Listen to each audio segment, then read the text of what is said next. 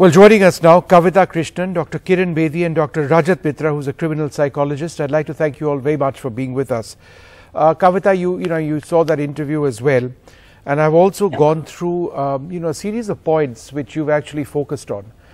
The last point that you've spoken about or you've written about is the moment a murder is looked through the prism of is this love jihad or not love jihad, then we are not focusing on the crime over here. We're in fact focusing on something else. And yet, if you look at the way it's playing out on social media, it's incredibly disruptive. It's horrific, absolutely.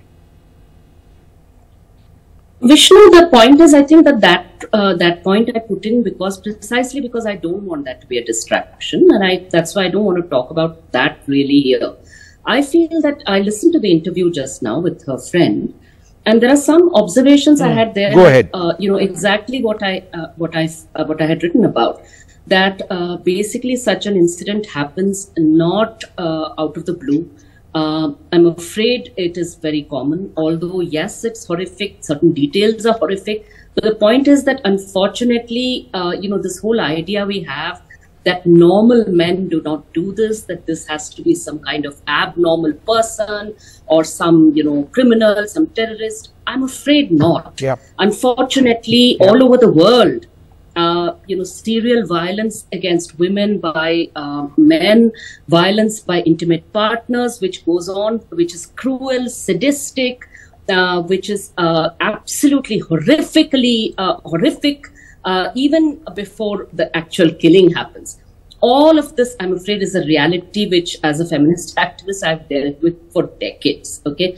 And sadly, I think the whole problem is this, that even friends who know that this person is facing violence, who know that she's isolated, who is completely cut off from whose parents have cut her off, whose friends also don't really know what to do when they realize that they think it's love, that two people, that she's completely cut off from her friends. That's never love. Never. No, these are all a series of red flags. So I wish that the public conversation could be more about what are the signs, the warning signs, the red flags that we need to recognize, that where the society also needs to intervene. See, the job of the police starts later.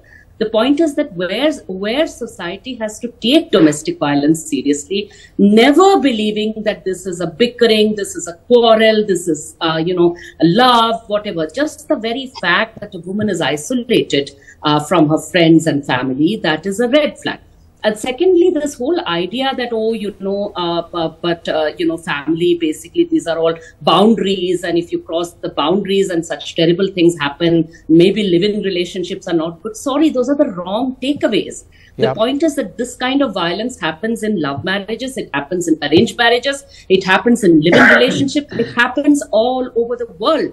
And the real takeaway here should be that we need to understand that parents, if they don't, if the minute they tell their child that you've crossed a boundary and so now because of your choice, even if they think that choice is a mistake, even if this man turns out to be a monster, the point is that if parents are not there to assure their children that no matter what mistake you make, we are with you. We may criticize your choice, we may not agree with you, but if you have the least problem, we are here unconditionally for you. That's